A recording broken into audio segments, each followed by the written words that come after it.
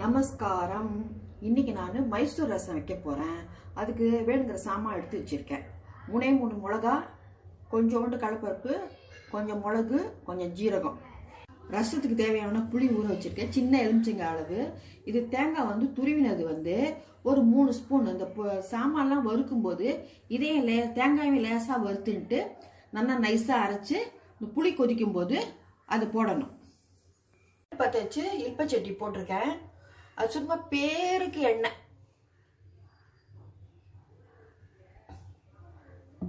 இந்த சாமான்லாம் வறுக்கிறதுக்கு சும்மா பேருக்கு எண்ணெய் போட்டிருக்கேன். இதெல்லாம் போட்டுட்டு மிளகா, கடலைப்பருப்பு, மிளகு, ஜீரகம் எல்லாத்தையும் வந்து கொஞ்சம் நல்லா வறுத்துட்டு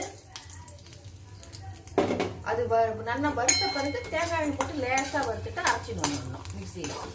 தேங்காய் போடுறேன், அதையும் லேசாக வறுத்துட்டு அரைச்சோன்னா கொஞ்சம் வாசனையாக இருக்கும். அதுக்காக தான் வறுத்துக்கிறேன்.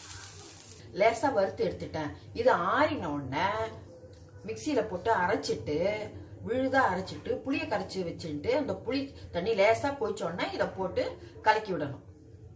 மைசூர் ரசத்துக்கு அடுப்பு பற்ற வச்சு இல்பச்சட்டி போட்டு புளியை கரைச்சி விட்டுருக்கேன்.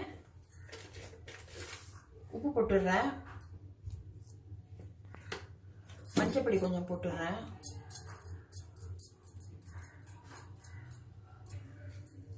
வெங்காயப்பொடி போடுறேன்.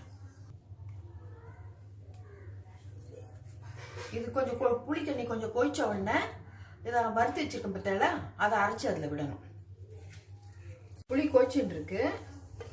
தக்காளி ஒன்று பெங்களூர் தக்காளி ஒன்று போடுறேன். அப்புறம் பச்சை மிளகா ஒரு சின்னதாக ஒரு 3 பச்சை மிளகா போட்டோம்னா கொஞ்சம் வாசனையாக நல்லாயிருக்கும். அதுக்கோசரம் பச்சை மிளகா போடுறேன். அது சேர்ந்து கொஞ்சம் கொதிக்கட்டும். அரைச்ச விழுத இதில் போட்டுட்டு கலக்கி விட்டுடணும், இல்லாட்டா கட்டி கட்டி ஆகிடும்.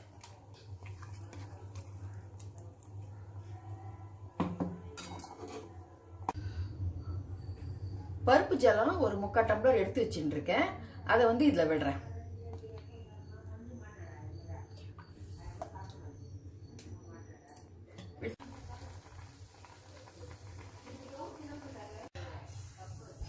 பருப்பு ஜலம் விட்டேன் இல்லையா, அது வந்து பருப்பு ஜலம் விட்டோம்னா ஒரு 2 நிமிஷம் கொதிக்கணும்.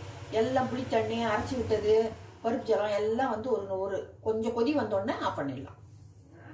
நெய் விட்டு தாளிச்சா நல்லா இருக்கும். அதனால நெய் விட்டுருக்கேன். இல்பச்சட்டியில் கடுகு போடுறேன். கடுகு போட்டு வெடிச்ச உடனே எடுத்து இந்த ரசத்தில் போட்டுற வேண்டியதுதான்.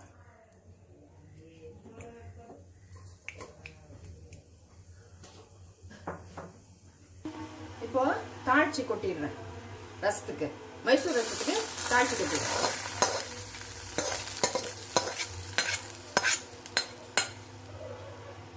இப்போ மைசூர் ரசம் ரெடி. எப்படி இருக்குன்னு பண்ணி பார்த்துட்டு சொல்லுங்க. மறக்காம சப்ஸ்கிரைப் பண்ணுங்க. தேங்க்யூ.